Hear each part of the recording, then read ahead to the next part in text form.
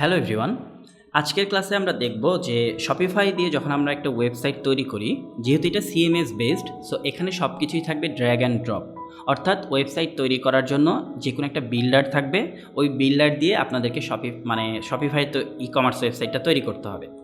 তো আমরা যদি গুগলে গিয়ে লিখি যে শপিফাই বিল্ডার্স, তাহলে দেখবেন যে শপিফাই আমাদেরকে অনেকগুলো বিল্ডার দিয়ে দিবে।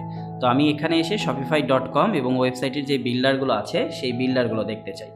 বিল্ডার হচ্ছে যেইটার মাধ্যমে আপনি বিল্ড করতে পারবেন। ওকে, পুরো ওয়েবসাইটটা যেই টুলসের মাধ্যমে বা যেই প্লাগইনের মাধ্যমে আপনি বিল্ড করতে পারবেন সেটাকেই বলা হচ্ছে বিল্ডার।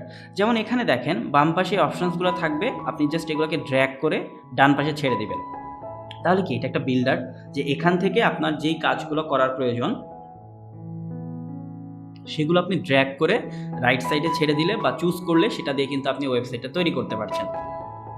বিল্ডার সম্পর্কে আপনাদেরকে খুব ভালো একটা আইডিয়া আমি প্রোভাইড করেছিলাম উকমার্সে আমরা এলিমেন্টার পেজ বিল্ডারটা ব্যবহার করেছিলাম এবং এলিমেন্টার পেজ বিল্ডার দিয়েই কিন্তু আমরা পুরো ওয়েবসাইটটা তৈরি করেছিলাম। তো শপিফাইয়ের ক্ষেত্রেও বিল্ডারটা সেম, আমরা এখানেও একটা ওয়েব বিল্ডার বা ওয়েবসাইট বিল্ডার ব্যবহার করব, যেটা দিয়ে খুব সহজেই আমরা শপিফাইয়ের ওয়েবসাইটটা তৈরি করতে পারি। তো আজকের লেসনে তাহলে আমরা কি দেখলাম, যে ওয়েবসাইট বিল্ডার বলতে কি বুঝি এবং শপিফাইয়ের জন্য যে বিল্ডারগুলো, এই বিল্ডারগুলো আমি কোথায় আসলে খুঁজে পাবো। ওকে।